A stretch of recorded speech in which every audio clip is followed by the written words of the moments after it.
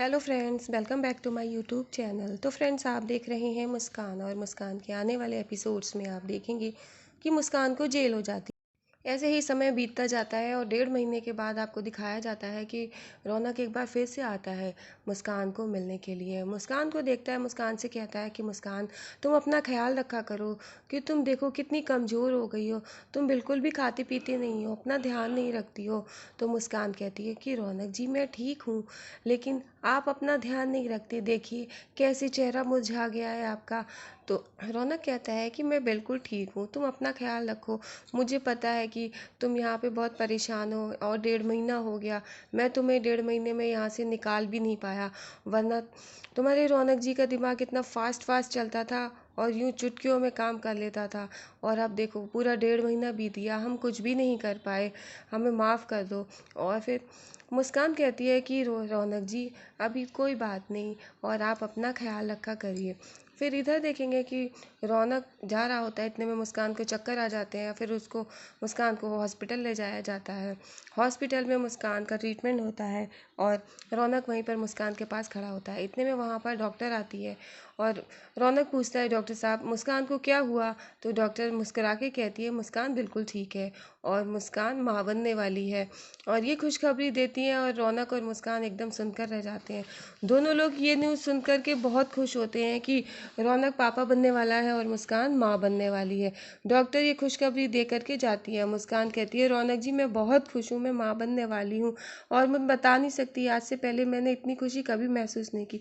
वो रौनक को गले लगाने जा रही होती, इतने में वो देखती है कि उसका एक हाथ बेड से हथकड़ी से बंधा होता है। और फिर कोई बात नहीं, फिर रौनक उसको गले लगा लेता है। रौनक भी कहता है कि मुस्कान, मैं भी तुम्हें बता नहीं सकता, आज जो मुझे खुशी मिल रही है, इससे पहले मैंने ये खुशी कभी महसूस नहीं की, और मैं बहुत खुश हूँ। और इधर आप देखेंगे रौनक और मुस्कान इस खुशी को पा करके दोनों लोग बहुत खुश होते हैं। फिर इधर मुस्कान को पुलिस स्टेशन ले जाया जाता है, जेल में, और वहाँ पर आप देखेंगे कि गायत्री जी, हनुमंत और रौनक तीनों लोग मुस्कान से मिलने आते हैं और मुस्कान को बुलाया जाता है। और फिर आप देखेंगे वो लोग रिक्वेस्ट कर रहे होते हैं मुस्कान का ख्याल रखने की। इतने में मुस्कान आ जाती है। फिर गायत्री जी थैला लेकर के मुस्कान से मिलने के लिए आगे बढ़ती हैं, और फिर बेंच पे बैठकर दोनों लोग बातें करने के लिए बैठते हैं। मुस्कान को गायत्री जी गले लगा लेती हैं और बहुत रोती हैं। कहती हैं, मुस्कान, तूने मुझे बहुत बड़ी खुशी दी है बेटा, तू अपना ख्याल रखना, और मैं इतनी बेबस हूँ, तुझे यहाँ से निकाल भी नहीं पा रही हूँ।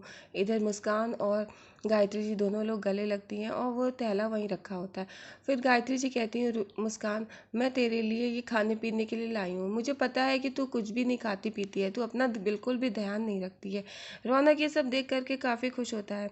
मुस्कान देखती है कि माँ उसके लिए लड्डू लाई हैं, ड्राई फ्रूट्स लाई हैं, वो ये देखकर खुश होती है। फिर गायत्री जी कहती हैं कि बेटा, ये ले, पहले ये जूस पी ले, तू कितनी कमज़ोर हो गई है ना। तो वहाँ पर जेलर कहते हैं कि नहीं, यहाँ पर ये सब अलाउ नहीं है, आप ये सब बंद करिए, यहाँ पर किसी भी कैदी को ये सब अलाउ नहीं है। तो गायत्री जी कहती हैं, आपको पता है कि वो माँ बनने वाली है, और उसके उसके बच्चे का ख्याल रखना कितना ज़रूरी है, और अभी उसका हीमोग्लोबिन भी कम है। फिर जेलर पुलिस इंस्पेक्टर से कहते हैं कि आप इनकी रिपोर्ट मुझे दिखाइए। तो फिर मुस्कान की रिपोर्ट जेलर साहब देखते हैं। इधर आप देखेंगे कि गायत्री जी और रौनक वहीं पर मुस्कान के साथ खड़े होते हैं। तो फिर रौनक इंस्पेक्टर से रिक्वेस्ट करता है कि प्लीज़ हमें मुस्कान का ख्याल रखने दीजिए, हमें 1 हफ्ते तक मुस्कान के लिए खाने पीने की चीज़ें लाने दीजिए। फिर इधर आप देखेंगे कि रौनक अपना टिफ़िन बंद करता है, उसमें जो ड्राई फ्रूट्स होते हैं वो हाथ में मुट्ठी में बांध लेता है, और इधर मुस्कान का टाइम ऑफ हो जाता है जाने के लिए। फिर आप देखेंगे कि इंस्पेक्टर कहते हैं कि मिलने का समय ख़त्म हुआ। तो रौनक कहता है, इंस्पेक्टर साहब आप हमें सिर्फ 2 मिनट दे दीजिए अपनी पत्नी से बात करने के। वो कहते हैं ठीक है।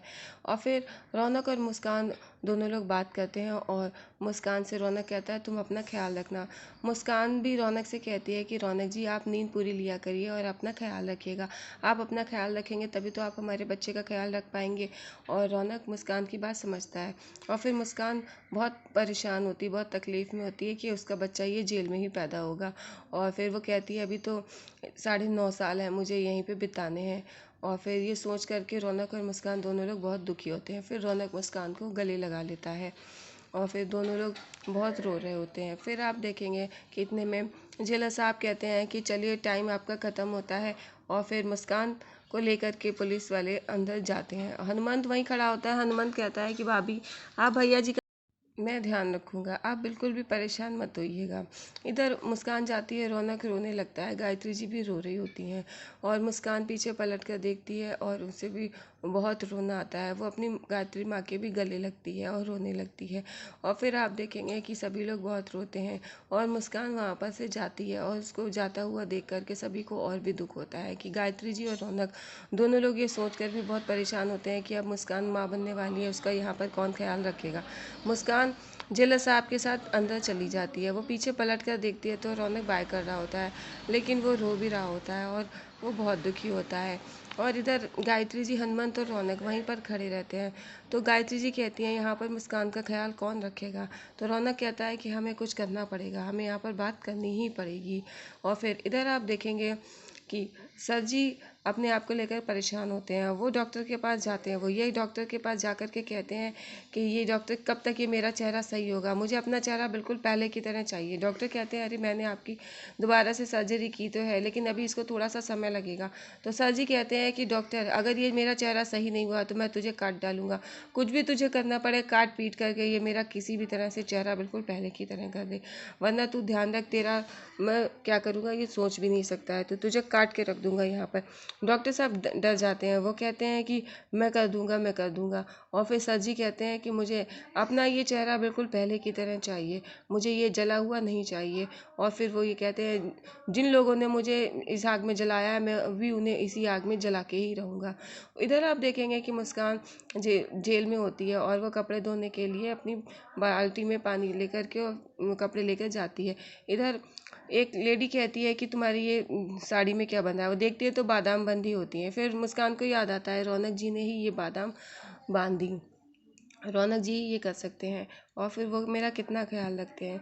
मुस्कान रौनक जी के बारे में सोचती है और फिर वापस वो बादाम लेती है और अपने पल्लू में फिर से वो बांध देती है। और फिर वो कहती है, ये क्या कर रही हो, फिर वो बांध देती है। फिर आप देखेंगे रोने लगती है, फिर वो अपना बकेट उठाती है और बकेट उठा करके वो चलने लगती है और वो कपड़े धोने के लिए टंकी के पास पहुंचती है। इधर आप जेल में देखेंगे, जेलर के पास हनुमंत और रौनक आते हैं। तो वो ये कहते हैं कि हम अपनी पत्नी के लिए ये जूस लाए हैं, ये आप उसको दे दीजिएगा। तो जेलर साहब कहते हैं कि आपको बता तो चुके हैं कि आप ये सब नहीं ला सकते, ये सब नहीं कर सकते हैं, यहाँ पर ये सब अलाउ नहीं है। तो रौनक को गुस्सा आ जाता है। रौनक कहता है कि ये हम अपनी पत्नी के लिए लाए हैं और उसको इस चीज़ की ज़रूरत है। तो फिर वो समझता नहीं है और फिर जेलर साहब कहते हैं कि ये नहीं यहाँ पर अलाउ है, आप ये बात समझते क्यों नहीं है, हम ये सब नहीं अलाउ कर सकते। तो फिर वो गुस्सा करने लगता है, चिल्लाने लगता है। फिर हनुमंत रौनक को शांत करता है, वो कहता है भैया जी की तरफ से आपसे माफ़ी मांगते हैं। फिर वो कहता है भैया जी आप भी माफ़ी मांगिए। वो माफ़ी मांगते हैं दोनों लोग जेलर साहब से और रौनक हाथ जोड़ के खड़ा होता है, कहता है जेलर साहब प्लीज़ आप समझिए इस बात को, मुस्कान का हीमोग्लोबिन बहुत कम है, उसको इन सब चीज़ों की ज़रूरत है।